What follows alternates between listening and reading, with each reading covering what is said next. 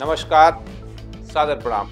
मैं doctor Om Prakash Mishra, the Sanket live से। आज हम बात करेंगे जातीय जनगणना के बारे में और ये बताने का प्रयास करेंगे कि क्या जातीय जनगणना फायदेमंद है, नुकसानदेह है, किसका हित है, किसका अहित है, इस बारे में। क्योंकि आजकल ये राजनीतिक मुद्दा बहुत जबरदस्त तरीके से उठ रहा है। साल 2023 में बिहार और अब तेलंगाना में आयोजित जातिगत सर्वेक्षण द्वारा जारी विभिन्न जातियों की आबादी के आंकड़े चकित नहीं करते।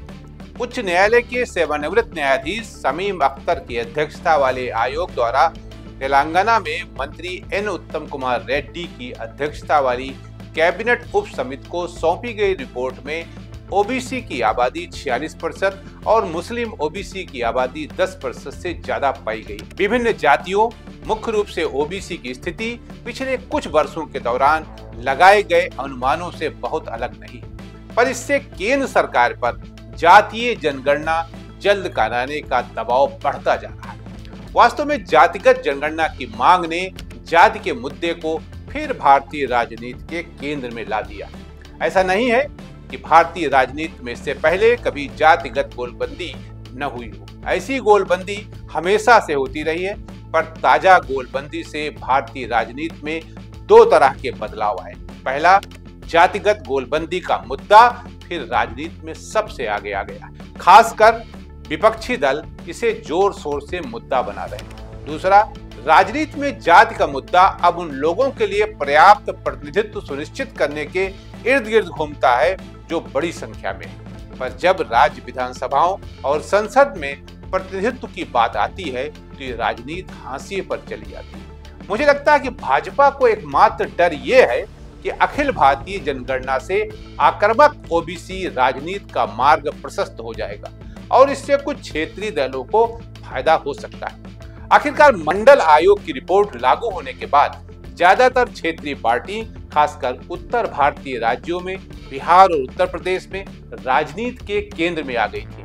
भाजपा ने ओबीसी, विशेषकर निचली ओबीसी जातियों को अपने पक्ष में लामबंद करने के लिए कड़ी मेहनत की है। उसके कुछ नेताओं को संदेह हो सकता है कि अखिल भारतीय जातीय जनगणना द्वारा जारी ओबीसी संबंधी आंकड़े नए राष्ट्रीय राजनीति को जन्म देंगे। मंडल 2 को बल मिलेगा। इस बात से कोई इनकार नहीं कर सकता कि इस समय ओबीसी राजनीति भारतीय राजनीति के केंद्र में आ गई।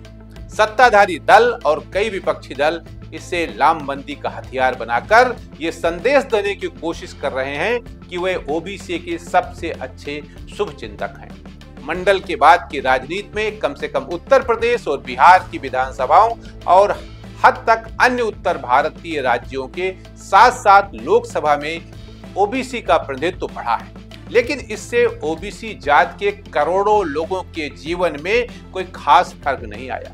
ओबीसी राजनीति और जाति जनगणना के नए चरण के परिणाम स्वरूप राज्य विधानसभाओं और लोकसभा में ओबीसी का प्रतिनिधित्व थोड़ा अधिक हो सकता है, क्योंकि सभी राजनीतिक दल बड़ी संख्या में ओबीसी जातियों को टिकट देने की इच्छुक हो जाएंगे।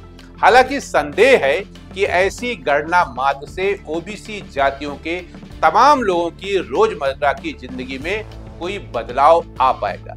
इसके बावजूद भारतीय जनता पार्टी के मन में और संघ परिवार के मन में ये कहीं न कहीं खोट जरूर बैठी है और इसीलिए वो जातिगत जनगणना के मुद्दे पर बार बार इधर उधर का खेल कर रही है, सामने नहीं ला रही है। विपक्ष के लोग जब ये आरोप लगाते हैं कि सत्तारूढ़ दल संविधान से नहीं बल्कि मनुस्मृति से चलना चाहता है और वो हिंदुत्व के मुद्दे को बढ़ा रहा है और हिंदुत्व का मतलब ब्राह्मणवाद को जोड़ता है, इसलिए ये सवाल बार बार उठता है कि भारतीय जनता पार्टी इससे कन्नी क्यों काट रही है। आज के लिए इतना ही। नमस्कार।